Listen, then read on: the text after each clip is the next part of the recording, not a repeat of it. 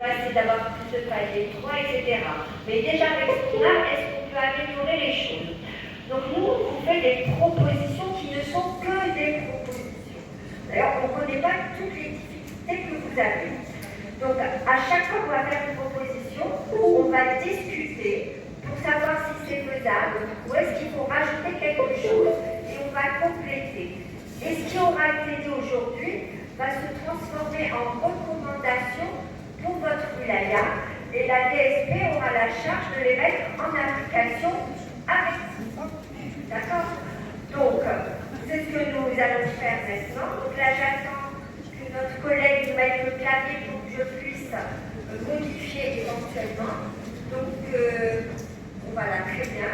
On va être, donc, l'objectif de cette table ronde, comme c'est indiqué ici, c'est de réduire les complications de la morbidité, donc par exemple de réduire les hémorragies du postpartum, ou s'il y a une hémorragie, qu'elle reste très circonscrite, mais surtout de diminuer la mortalité maternelle dans la wilaya de Silla.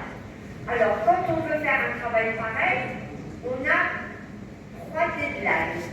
On a à court terme, donc relativement immédiat, à moyen terme et à long terme.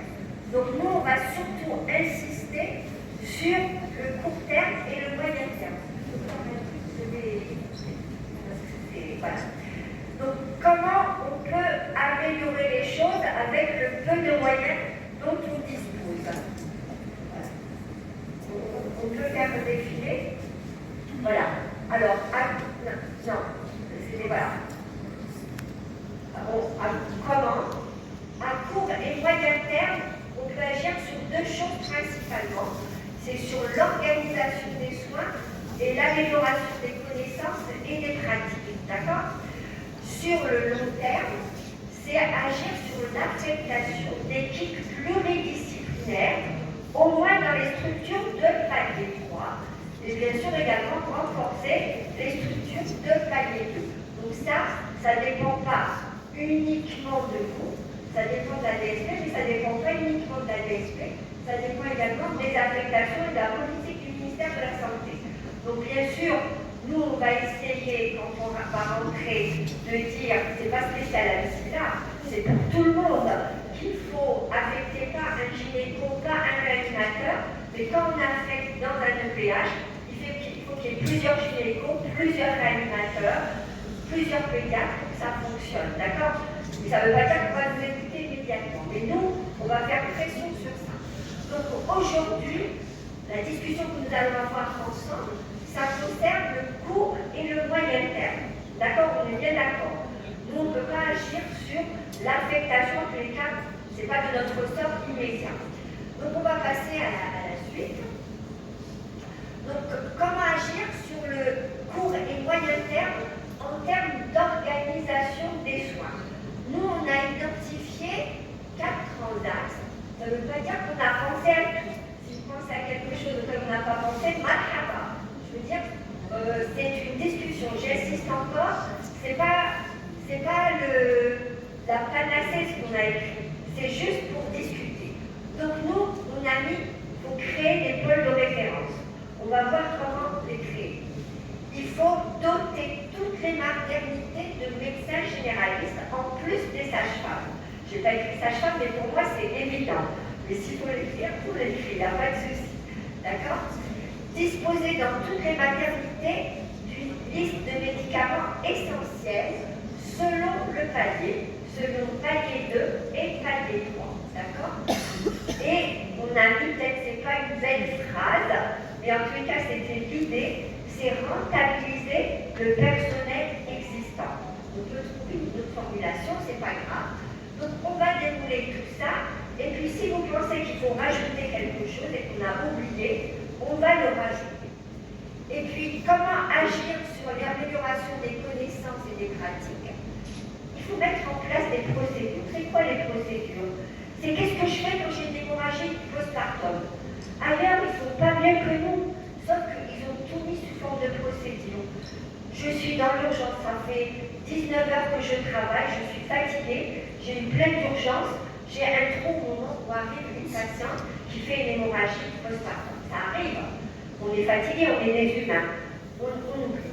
Sur la salle d'accouchement, c'est affiché qu'est-ce que je dois faire en cas d'hémorragie postpartum. J'ai oublié que ça fait rien, je regarde. Ah, j'ai oublié, il faut que je mette du cétocine, il faut que je mette telle dose. Ah, j'ai oublié, il faut que je fasse un examen souverain pour vérifier ça, etc.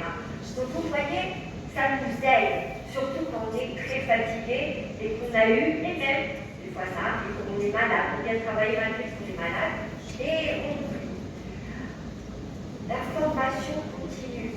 On sort de l'université avec un diplôme, mais au bout de 2 à 3 ans, notre diplôme, il ne vaut plus rien.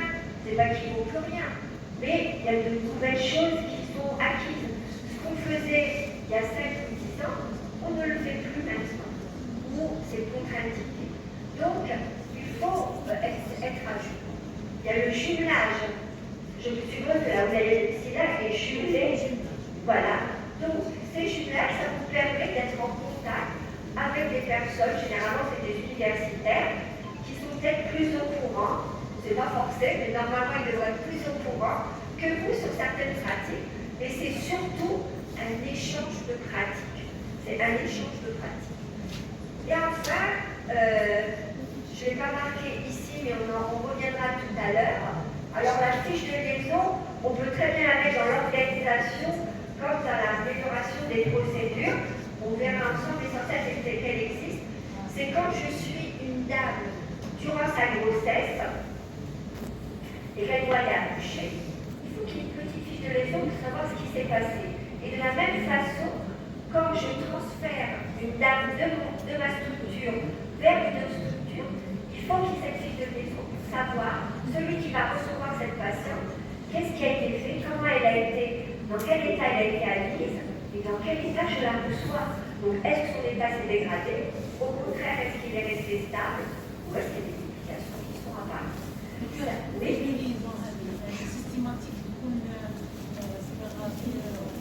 Il y a un infirmier spécial. Il y a un infirmier, mais on peut l'élaborer ensemble si vous jugez que c'est nécessaire, mais normalement, il existe.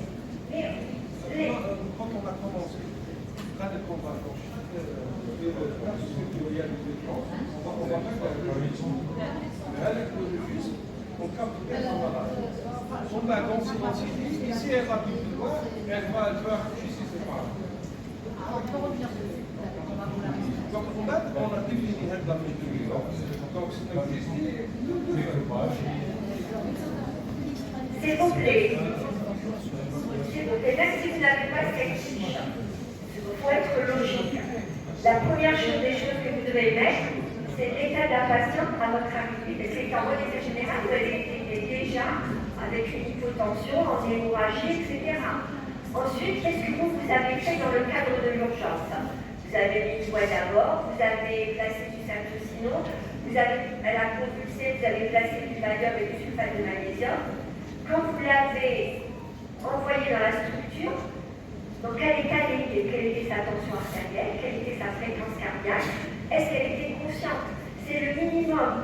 La personne qui va recevoir, quand elle la reçoit, elle va tout de suite savoir si la personne s'est dégradée pendant le transfert, elle est restée stable, elle sait tout de suite ce qu'elle doit faire. Si elle a déjà reçu une dose de charge de sulfate de magnésium, elle ne va pas lui rajouter une dose de charge de sulfate de magnésium. Elle va peut-être passer à la charge d'entretien. Vous avez vu hier, avec le professeur Benoukou, comment prendre en charge une éclampsie. Si je prends l'exemple de la prééclampsie. Donc si ça vous pose problème, on peut s'arrêter tout à l'heure sur cette fiche de liaison. D'accord?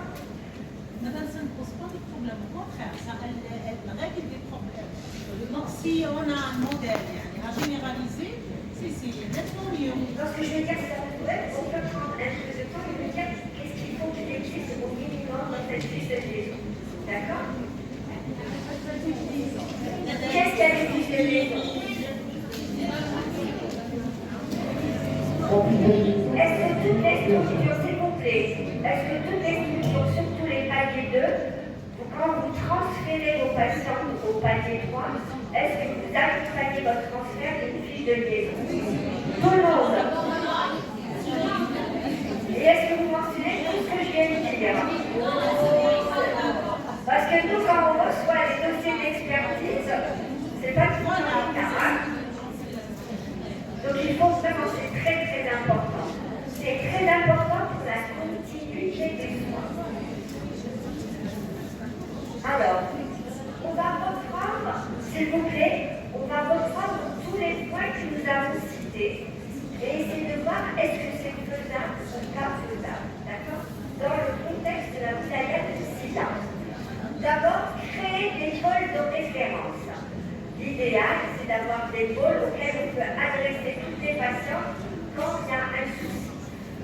pouvoir créer ces pôles de référence, on a besoin de savoir comment se structure la wilaya de Silla et quelles sont les ressources, notamment humaines, dont vous disposez.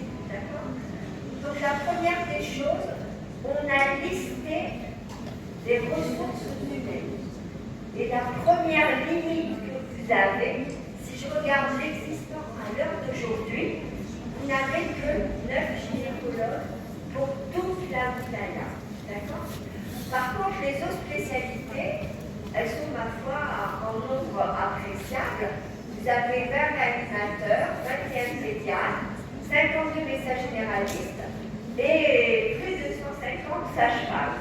Donc, quand même, je pense qu'on peut travailler le facteur. Pardon. Oui. Est-ce qu'on pourrait avoir le nombre de médecins gynécologues? Je ne l'ai pas. En moyenne.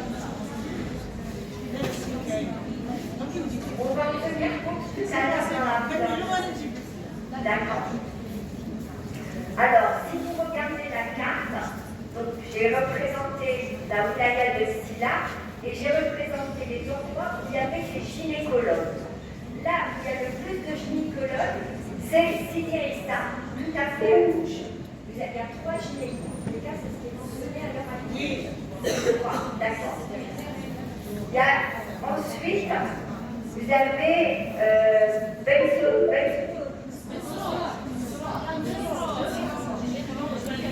il y a 2 gynécos. Ensuite, vous avez Silla, Magda et celui qui est à l'élève, qui est tout en bas, vous avez un gynécologue. Très bien.